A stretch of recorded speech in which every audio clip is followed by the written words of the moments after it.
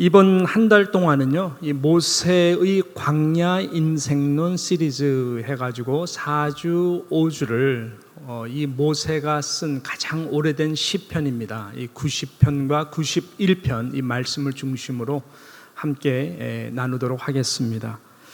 그렇습니다. 여러분, 150개의 이 시편 중에서 가장 오래된 시편이 바로 이 시편들이고요. 이 시편이 유일하게 그 모세가 이 광야의 인생을 지나가면서 쓴 시편입니다. 뒷배경을 말씀드린다면은 그 유명한 민수기 13장과 14장에 나오는 이 가데스 바네아 그 사건을 경험한 바로 후에 썼다라고 이 구약 학자들은 이야기를 합니다. 이게 무슨 말일까요? 아마 모세가 이 광야의 인생길 자체도 리더로서 걸어가는 것이 많이 힘들고 버거웠을 텐데, 이 가데스 바네아 사건은 이 광야의 이 journey, 광야길 가운데에 가장 참 가슴 아픈 사건이었거든요. 잘 아시는 대로 그 뒷배경을 보게 되면은 나름 이 12지파 가운데에 그래도 믿음이 충출한 그 대표 리더들 전체 12명 정탐꾼을 저희들이 들어가게 될 이 가데스 바네아 바로 그 국경인데, 이 가나안 땅으로 보내거든요, 정탐을. 돌아와서 이 10명의 이 정탐꾼이 한 보고는 아주 부정적이었습니다. 젖과 꿀이 흐르는 분명 하나님의 말씀하신 그런 땅이었지만, 실은 우리가 들어가서 저 거대한 네피림의 자손인 특별히 아낙 자손 헤브론 산지에 있는 사람들을 비롯해서 우리가 저들을 도저히 이길 수가 없습니다. 그런 보고를 하게 되죠. 그러는 가운데에 하나님께서 진노하시고 이 모든 1세들, 출애굽한 1세들은 가나안 땅에 들어가지 못하고 모두가 갈렙과 여호수아를 제외한 모든 사람들은 사막에서 죽게 될 것이다. 이러한 사건이 이 가데스 바네아 이 사건인 것입니다. 이러한 사건을 뒷배경을 두고 그런 그 모세가 이 광야의 길 가운데에 아주 혹독하게 깊고 쓰리게 배운 그 인생에 대한 그 인생을 깊이 관찰한 후에 이 10편, 90편과 91편을 기록했다라고 하는 것이죠. 엑기스적인 말씀이지만 우리가 지난 전도서를 통해서 전도자 코엘렛이 말하는 인생론에서 함께 나눴고, 특별히 제가 가기 전에 신명기 8장 말씀 중심으로 이 광야가 주는 의미에 대해서 함께 말씀을 나눴고, 또 이 더운 8월 달을 지나가면서 이 마지막으로 이 모세의 광야의 인생론을 한 번 더 짚으면서 좀 마무리를 하기를 원하는 것이죠. 그는 광야와 같이 걸어도 끝이 보이지 않고 때론 죽을 것만 같은 인생의 짐과 이 발걸음이 한없이 무겁게 느껴지는 이 광야와 같은 인생론을 어떻게 보았을까요? 그가 붙들었던 인생의 본질과 생각, 그리고 지혜적 시각은 어떤 것들이었을까요? 좀 이런 것들을 저희들이 좀 나누기를 원하는데, 오늘 이 주어진 본문에서 저는 크게 두 가지로 보았고, 이 두 가지를 좀 먼저 나누도록 하겠습니다. 첫 번째는 무엇인가 하면은 이 메멘토 모리입니다. 메멘토 모리의 자세로 살아가는 것, 이것이 굉장히 인생에 중요한, 특별히 광야의 길을 걷는 모든 인생들에게 너무나 중요한 이 부분이다라고 하는 것입니다. 여러분, 메멘토 모리 제가 몇 번 말씀드렸어요. 귀에 익숙한 단어일 것입니다. 이 메멘토 모리라는 것은 직역을 한다면 죽음을 기억하라라고 하는 뜻이죠. 죽음을 기억하라. 즉 당신도 언젠가 죽는다는 것을 꼭 기억하라라고 하는 이 교훈적 개념이 바로 이 메멘토 모리입니다. 과거 로마 이야기죠. 과거 로마 이야기입니다. 이 개선 장군이 승리를 해서 이 환호와는 셀 수 없는 이 군중 속에 흰말의 병거를 타고 입성을 하는 것입니다. 그 순간이 얼마나 짜릿하고 그 영광이 얼마나 크겠습니까? 뭐 환호하는, 열광적으로 환호하는 군중들, 바로 그 개선 장군 옆에는 노예가 서 있는 것이죠. 환호하는 소리 속에서 그때마다 이 노예가 외치는 것이 바로 메멘토 모리, 메멘토 모리. 게슨 장군 바로 귀 옆에서 끊임없이 메멘토 모리를 외치는 것입니다. 무슨 말일까요? 죽음을 기억하라. 당신은 물론 죽지 않고 승리하여서 게선 장군으로 지금 돌아왔지만 우쭐대지 말라. 당신도 언젠가는 죽어나간 사람들과 똑같이 죽게 될 것이기 때문에 이 순간과 영광이 영원하지 않으니까 겸허해야 된다. 당신도 때가 되면 죽게 될 것이고 아무리 영웅이라 할지라도 잊혀지는 인물이 될 것이니 이 순간이 절대로 영원할 것이라고 착각을 하지 말며 살아라 하는 이러한 의미적 교훈이 바로 메멘토 모리인 것입니다. 여러분, 모세가 이 광야를 지나가면서 이 광야의 이런저런 모든 것들을 경험하면서 얻은 그의 결론 중에 하나가 뭐냐? 바로 이 메멘토 모리의 스피릿입니다. 너는 흙이니 흙으로 돌아갈지라. 이 창세기에서 하나님께서 우리에게 겸허하게 주신 그 말씀과 같이 그는 성령의 감동으로 아무리 영광스러운 존재로 하나님께 쓰임 받는다 할지라도 결국 나는 티끌과 같은 존재이고 그리고 내가 돌아가야 할 곳은 결국 티끌로 돌아가는 것. 그것이 그가 수도 없이 광야를 걸어가면서 흙과 모래 투성인 그 광야를 통해서 하루아침에 얻은 것이 아니라 깊이 묵상하는 가운데에 나는 티끌 같은 존재구나. 하나님이 잠시 쓰시는 것뿐이지 나는 티끌로 돌아가는 존재구나. 이 메멘토 모리예요. 그래서 오늘 보십시오. 이 시편 90편 3절에 바로 그것을 말씀하지 않습니까? 같이 한번 읽어볼까요? 시작. 주께서 사람을 티끌로 돌아가게 하시고 말씀하시기를 너의 인생들은 돌아가라 하셨사오니. 왜 이 말을 할까요? 그가 보았던 광야를 지나가는 인생 가운데에 그가 정말로 깨달은 중요한 인생론의 교훈이 바로 난 티끌만도 못한 존재구나. 누가 그 광야의 수많은 모래 티끌 속에 티끌 하나를 기억하겠습니까? 나는 그런 존재다 라고 하는 것을 말씀하고 있는 것이죠. 여러분 잘 들어보세요. 그래서 인생은 죽기 전에 스피릿으로 살아가는 인생이 있고 인생은 그래서 죽은 후라고 하는 시각에서 바라보며 살아가는 인생이 있다라고 하는 것입니다. 잘 들어보세요. 다시 한번. 오늘 제목이 바로 그거 아닙니까? 인생이라고 하는 것은 죽기 전에라고 하는 그 시각으로 살아가는 인생들이 있고 반대로 죽은 후라고 하는 그 인생을 시각에서 바라보며 살아가는 인생이 있다라고 하는 것이 이 두 가지는 너무나 크죠. 차이가. 대부분의 사람들은 어쩌면 죽기 전의 시각에서 생각하며 살아갈 것입니다. 무슨 말이에요? 죽기 전, 죽는다는 것이 사실이라면 죽기 전 죽는 것이 너무나 억울한 거예요. 내가 그동안 쌓아놨던 이 모든 것들이 이것을 다 티끌같이 버리고 빈손으로 간다는 건 너무너무 억울한 거예요.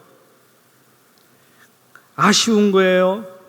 그래서 죽기 전 해볼 것 다 해보고 살아가야 되겠다라고 살아가는 것. 실은 대부분의 많은 사람들이 이 시각에서 살아가죠. 죽는 것이 사실이라면 반드시 죽잖아요. 이번 아이들 집에 있으면서 그 아이들이 읽는 책 중에 어떤 것들이 이놈들이 있나 좀 신앙서적들이 많이 있는데 그 중에서 이 제목을 보면서 너무나 흥미로웠어요. 그래서 제가 그 책을 집어들고 좀 읽었습니다. 왜냐하면은 이 제목 자체가 특별히 우리 누장의 우리 나이 많으신 어르신 성도님들과 굉장히 그 밀접하게 연관이 될 수도 있겠다 그래가지고 그래서 이제 책을 잡고 읽기 시작한 거예요. 제목이 뭔지 아세요? 창문 너머 도망친 백세 노인. 이렇게 심각하게 들으세요? 예, 창문 너머 도망친 백세 노인. 아마 우리 가운데는 이 책이 어떤 책인지를 이미 알고 계신 분도 계실 것입니다. 영어로는 The 100-year old man who climbed out the window and despaired라고 하는 실은 유명한 책입니다. 스웨덴 작가인 이 요나스 요나손이라고 하는 그분이 소설로 쓴 책이죠. 20세기서부터 21세기 이 100년이죠. 이 주인공 100세 20세기 21세기를 왔다 갔다 하면서 알란 칼손이라고 하는 이 100세 노인을 주인공으로 삼고 이 파노라마와 같은 그 아주 드라마틱한 인생을 소설로 쓴 내용인 것입니다. 그 책 시작이 어떻게 시작되냐면은 이 바로 제목과 같이 똑같이 시작을 해요. 이 알란 칼손이라고 하는 분이 양로원에서 이제 100세가 되는 생일을 축하해주고 파티해주기 위해서 지금 저 밑에서 많은 노인들이 기다리고 있는 거예요. 알란 칼손 언제 내려올까. 이분이 준비를 하다가 문득 도망쳐야 되겠다. 예. 근데 이대로 죽을 수는 없지. 여기 갇혀서 죽을 수는 없지. 창문 너머를 바라보면서 그는 마치 청소년이 가출하듯 가출해버려요. 예. 그 창문 너머 가출함. 거기서부터 내용들이 시작이 되고, 그러면서 어느 부분에서는 그가 이제 젊었을 때 살아왔던 파란만장한 인생, 그래서 파란만장한 그가 살아왔던 모든 인생들을 보니까 그분의 마인드를 이해하겠더라고. 왜냐하면 그는 절대로 100세에 조용히 양로원에서 죽을 인생이 아니더라고. 소설이잖아요. 소설이니까 그가 여러 가지를 경험합니다. 여러 나라, 소설이니까 고르바초프도 만나기도 하고, 또 고위 간부들과 친구가 되기도 하고, 레널 레간도 만나기도 하고, 때로는 뉴욕 엠파이어 스테이트 빌딩이 막 올라가고 있을 때 거기에서 같이 올라가서 인부들과 친구하면서 거기서 그냥 위험한 데서 같이 일도 해보기도 하고, 세계를 다니고. 근데 이분이 어떤 것을 좋아했냐면 물건을 폭파시키는 거 있죠. 폭파인데 관심이 있고 그때만 센세이션을 느끼는 거예요. 그래서 그것이 너무 좋아서 연구하다 보니까 원자핵 폭탄도 개발할 수 있는 그런 실력가가 된 거예요. 그러니까 이런 맥락 속에서 그가 가는 곳마다 이제 여러 나라들과 연결되고, 나중에는 이것으로 이제 인도네시아 발리에서 그 귀빈 대접을 받고 이제 그 인생의 마지막으로 되는 장면인데요. 그 재밌는 것은 그렇게 살다가 100세로 양로원에 이거 안 하는지. 그래가지고 그분이 탈출해서 또 100세 때부터 예기치 못한 익사이팅한 일들이 전개되는 그러한 책의 내용인 것입니다. 마음에 많이 닿죠. 비록 소설이지만. 그러나 이분도 제가 이 말씀을 묵상하면서 참 잘 집었다, 그 책. 왜냐하면 이분도 어디까지나 죽기 전에 마인드로 사신 것이죠. 죽는 것이 너무 아까운 거예요. 그래서 어차피 죽는 것이라면 좀 더 내가 남아있는 이 인생 가운데에 많은 것을 경험해보고 살아야 되겠다. 그렇지만 그 책은 아주 잘 그려냈지만 그것이 무슨 의미가 있을까?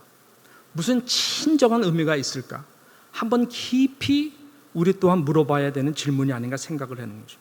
여러분, 모세를 보십시오. 모세도 똑같이 다이내믹한 여러 가지 일들을 경험했습니다. 잘 아시는 대로 120년의 이 인생길 가운데 그의 스토리는 파노라마적으로 이야기하자 그러면 대단한 것이었습니다. 앞서 말씀드린 100세의 알란 칼손과는 도저히 비교할 수 없는 그런 인생을 모세도 살아왔습니다. 최고 권력과 왕국의 문화 속의 왕자로 40년 동안 있었고, 또 40년의 미디안 광야에서 노바디로 있었고, 또 남은 40년은 이 광야에서의 삶이었지만은 드라마틱한 하나님의 놀라운 그 누구도 경험하지 못했던 그러한 기적적인 일들, 슈퍼내추럴한 일들, 또 때로는 하이앤로우, 아까 말씀드린 가데스 바네아와 같은 그러한 사건들 등등등등을 많이 경험했던 분이 바로 이 모세였습니다. 이런 모세도 고백이 뭐예요? 티끌로 왔다가 결국은 티끌로 돌아가는 것이 인생이다. 결론적으로 말씀드리면 100세의 익사이팅한 알렌 칼슨도 죽고 모세도 죽는다라고 하는 것입니다. 그러나 한 사람은 죽기 전에 해볼 것 해봐야 되겠다라고 살아가다 죽었던 사람이고, 한 사람은 죽기 전에 메멘토 모리, 언젠가 분명히 죽을 것을 알고 그 죽음 후에 영원한 것을 바라보고 믿음으로 살아간 것입니다. 어느 인생을 이 광야와 같은 인생 속에서 여러분은 선택하시겠습니까? 이것이 오늘 이 메시지 가운데에 우리가 대답해야 되는 중요한 질문인 것입니다. 한국에서의 경험이었어요. 한 번은 화장터에서 이 장례 집회를 간단하게 하고 유가족들이 함께 있어주기를 참 원했어요. 그래서 저도 몇 시간 동안 같이 함께 있었던 경험이 있습니다. 여러분 아시다시피 화장터에 가면 이제 다 집어넣잖아요. 그 다음에 나중에 가족들과 함께 옆에 서서 유리관 앞에 펼쳐지는 한 줌의 시신의 재잖아요. 잿더미. 그때 느껴지는 것이 정말 인생은 알고 지내시던 권사님이셨는데도 불구하고 이렇게 한 줌의 밀가루 고운 가루와 같이 이것이 됐을 때 그거를 제가 처음으로 보면서 굉장히 마음에 뭔가 이렇게 뭉클했어요. 근데 그 일하시는 분이 이렇게 조심스럽게 솔 같은 걸로 이렇게 하시더라고요. 그 시신의 재를. 그러면서 루틴인가 봐요.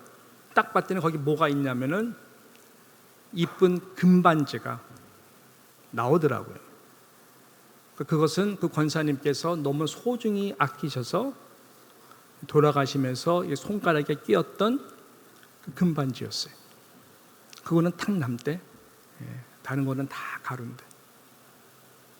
제가 그때 그걸 보면서 뭔가 영적인 것을 깨달았어요. 이 해석이 깨달음이 맞는 건지는 모르겠지만, 그렇지만 은유적으로 저는 나름 깨달았던 게 뭐였냐면, 여러분 뭐를 깨닫겠어요? 그 순간에 저는 이것을 깨달았어요. 사람마다 다를 것 같아요. 근데 저는 이때 깨달은 것이 금 같은 믿음이었어요.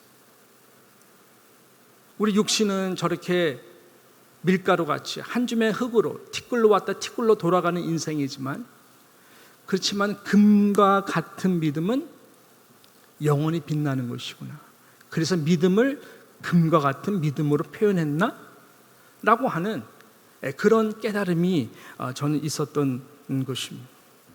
그렇죠. 영원히 변하지 않는 것은 저와 여러분의 금과 같은 믿음인 줄로 믿습니다.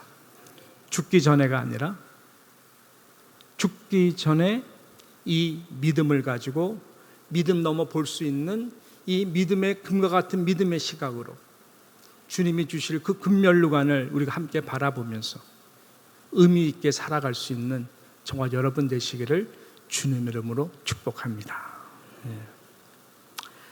이 마지막 두 번째로 이 모세가 말하는 이 광야의 중요한 인생론이 무엇인가 봤더니요, 그렇기 때문에 바로 말씀대로 한번 살아보자라고 하는 것입니다. 말씀대로 살아가기, 이것이었습니다. 이러한 마인드와 생각과 자세가 참 중요하구나. 모세가 그것을 보았던 것이죠. 오늘 5절과 6절 말씀을 우리 같이 함께 보도록 하겠습니다. 우리 5절과 6절 말씀 이렇게 말씀하죠. 같이 함께 읽겠습니다. 시작. 주께서 그들을 홍수처럼 쓸어가시나이다. 그들은 잠깐 자는 것 같으며 아침에 돋는 풀 같으니이다.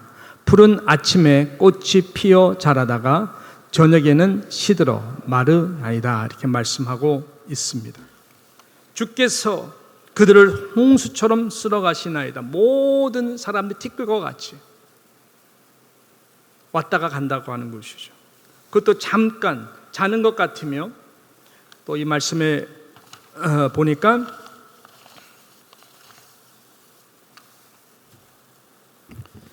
아침에 돋는 풀 같다라고 말씀합니다. 풀은 아침에 꽃이 피어 자라다가 저녁에는 시들어 마른다라고 말씀하고 있습니다. 잠시 왔다가 가는 인생이다. 잠시 보였다 안 보이는 안개와 같이 죽어나가는 것이 인생이다. 그러므로 모든 인생은 아침에 피는 풀과 같고 풀의 꽃과 같다라고 하는 것이죠. 잠시 피었다가 저녁에는 잠시 지는 아주 티피컬한 사막에 피어나는 풀과 꽃과 같은 것이 우리의 인생이다. 그는 광야의 길을 걸으면서 아침에 일어나고 낮에 걷고 밤에 잠을 자면서 그것을 보았던 것이에요. 수많은 모래, 수많은 흙을 보면서 나 인생은 티끌이야. 그래, 티끌인데 이게 잠시 보였다가 안 보이는 이 들의 꽃과 같고 풀과 같은 것이고 금세 시드는 것이지. 그렇게 그는 인생을 보았던 것입니다. 이 말씀을 하시는 이유가 무엇일까요? 이 비교법이거든요. 그렇게 말씀하는 것은 비교법이에요. 그렇기 때문에 우리가 붙들어야 되는 것이 무엇인 것을 분명히 말씀하기 위해서 이렇게 말씀하는 것입니다. 이 영감을 그대로 성령의 감동으로 받은 이사야 선지자는 40장 6절에 이렇게 선포하고 있습니다. 어떻게 말씀하고 있습니까? 우리 같이 함께 읽겠습니다. 시작. 6절. 말하는 자의 소리여 이르되 외치라. 대답하되 내가 무엇이라 외치리이까 하니 이르되 모든 육체는 풀이요 그의 모든 아름다움은 들의 꽃과 같으니 풀은 마르고 꽃이 시들면 여호와의 기운이 그 위에 옵니다. 이 백성은 실로 풀이로다. 48절. 풀은 마르고 꽃은 시드나 우리 하나님의 말씀은 뭐예요? 영원히 서리라. 믿으시면 아멘 해주십시오. 아멘. 이것입니다. 예. 사도들도 이어서 이 광야와 같은 인생의 길에서 외치며 선포하는 말씀이, 여러분 베드로도 이 성령의 감동을 받아서 그대로 이어가지고 광야에 같은 초대교회 많은 핍박 가운데에 그가 선포했던 말씀도 이것이죠. 베드로전서 1장 24절 25절에 보게 되면 그러므로 모든 육체는 풀과 같고 그 모든 영광은 풀의 꽃과 같으니 풀은 마르고 꽃은 떨어지되 오직 주의 말씀은 세세토록 있도다 하였으니 더 집어넣습니다. 예, 더 집어넣습니다. 너희에게 전한 복음이 곧 이 말씀이니라. 예. 이 생명줄, 생명의 말씀, 복음이 바로 이 말씀이다라고 하는 것입니다. 그러므로 오직 여호와 하나님의 언약, 이 약속의 말씀만이 광야의 길에서 붙들 수 있는 영원한 유일한 생명줄이 된다라고 하는 것입니다. 그러므로 우리는 인생을 어떻게 살아야 될까요? 죽기 전에 떡으로만 살도록 노력하면 안 된다고 하는 것입니다. 하나님 입에서 나오는 말씀을 믿음으로 깊이 묵상하셔서 잘근 씹고 또 씹고 또 씹었어. 이 하나님의 영혼의 양식인 말씀을 우리 심령 속에 항상 새기고 잘 삼켜서 드셔야 저희들의 몸과 영혼과 모든 것들이 죽은 후까지 이어질 수 있도록 이 땅 가운데 우리가 살아갈 수 있도록 하나님께서 은혜를 주신다라고 하는 것을 믿으시기를 축복합니다. 앞서 말씀드렸던 그 서론에 알렌 칼손 이 100세 노인, 이분이 참 잘한 거 있어요. 제가 그 책을 보면서 또 이 말씀 준비하면서 참 그분께 느꼈던 감동이 있고 이것이 우리들에게 잘 적용이 되었으면 좋겠다라고 하는 부분이 뭐냐면은, 여러분들도 인생의 창의 틀에 갇히지 말라라고 하는 것입니다. 하나님이 원하시는 부분이 분명히 말씀을 통해서 있을 거예요. 너 인생 이대로만 살고 오는 것 아닌데 더 좀 더 역동적으로 움직이고 한번 모험해 볼 만한, 나 이제 끝났어, 나 양로원에 갇혀서 있다가 난 죽을 거야, 이게 아니다라고 생각이 자꾸만 드는 거예요. 제가 그 책을 통해서 얻은 결론은 그거였어요. 그래서 그러면서 알렌 칼슨이라는 분이 너무나 멋있다라는 생각을 했어요. 너무나 멋있다. 너무 올드한 패러다임 속에서 갇혀서 살아가지만 말고,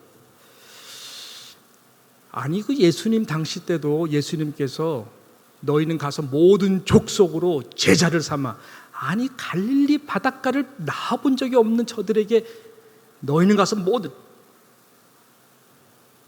내가 떠나면 보혜사 성령을 보낼 것인데 그가 오면 너희를 진리 가운데 인도할 것이, 내가 한 말 생각나게 할 것이고 내가 한 일보다 더 큰 일을 하리라라고 분명히 말씀하셨는데, 아니 우리가 좀 하나님 나라를 위해서 여러분 나이는 숫자에 불과하다라고 하는 한번 선포해보고 주님 앞에 서는 그날이 해답이잖아요. 왜냐하면 오늘 말씀의 결론이 뭐냐면 1절 2절이거든요 뭐라고 말씀해요? 주여 주는 대대에 우리의 거처가 되셨나이다. 산이 생기기 전, 땅과 세계도 주께서 조성하시기 전, 곧 영원부터 영원까지 주는 하나님이십니다 라고 선포하는 것이잖아요. 이 광야의 길 가운데 나의 유일한 거처가 되고 피난처가 되는 것은 잠시 머물다 마는 이런 텐트가 아니라, 장막이 아니라 하나님이라고 하는 것입니다. 영원토록 나의 피난처가 되시고 거처가 되시는 그 하나님, 우리는 죽어야 그 인생이 정말로 복된 거잖아요.